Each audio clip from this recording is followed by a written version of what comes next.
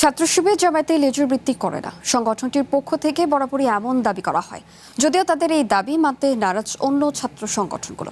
জামায়াতের রাজনৈতিক কর্মকাণ্ডে শিবিরের নেতাকর্মীদের সর্বউপস্থিতি, নেতাদের অপকর্মের ঘটনায় সংগঠনটির নীরবতাকে তার প্রমাণ হিসেবে দেখেন ছাত্র নেতারা। নগদ নিয়ে এলো হার না মানা হার অফার।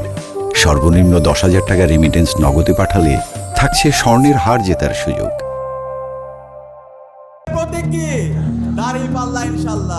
ত্রয়োদশ জাতীয় সংসদ নির্বাচনে ঢাকা বিশ্ববিদ্যালয় ছাত্র সংসদ, ডাকসু এবং অন্যান্য ছাত্র সংসদের শিবির নেতাদের দিয়ে নির্বাচনী প্রচারণা চালায় জামাত। জানিয়ে তখন বেশ আলোচনা সমালোচনার সৃষ্টি হয়। যদিও নির্বাচনী ক্যাম্পেইনে ছাত্র সংসদ নেতাদের এই উপস্থিতি জামাতের ভোট বাড়িয়েছে বলে অনেকে মনে করেন। সব কাজের মধ্যে জামাত ইসলামের কাজ অন্যতম। এরই মধ্যে ঢাকা দক্ষিণ সিটি কর্পোরেশনের আসন্ন নির্বাচনে জামাতের মেয়র প্রার্থী মনোনীত হয়েছেন শিবির থেকে সদ্য পদত্যাগ করা ডাকসুর ভিপি সাদিক কায়েম।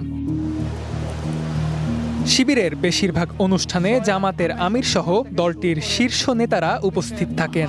বিএনপি সহ অন্যান্য দলের কোনো নেতাকর্মীর বিরুদ্ধে অভিযোগ ওঠা মাত্রই আন্দোলনে নামতে দেখা যায় শিবিরকে।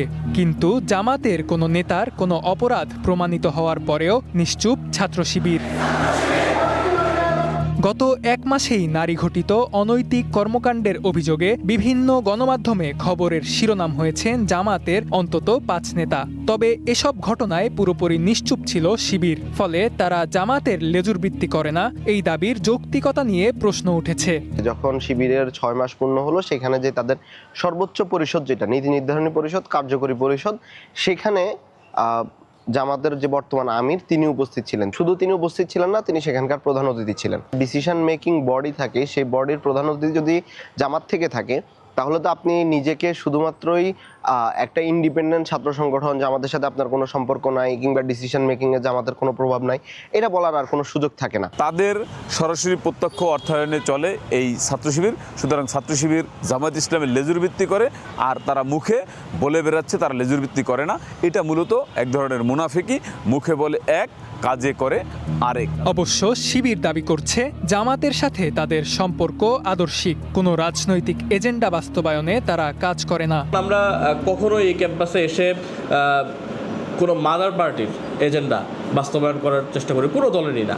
আমরা বড় শিক্ষার্থীদের জন্য কাজ করেছি। আমি মনে করি যে ছাত্র শিবিরের স্ট্রাকচার কোনো মাদার পার্টি বা কোনো ধরনের পার্টিকে আলাদা করে কোনো সুযোগ সুবিধা দেয় না, এবং সিদ্ধান্ত গ্রহণের যে স্বাতন্ত্র্য, সেই স্বাতন্ত্র্য ছাত্র শিবিরের আছে বলেই ছাত্র শিবির নিজেকে স্বতন্ত্র দাবি করতে পারে এবং লেজুরবৃত্তিহীন দাবি করতে পারে।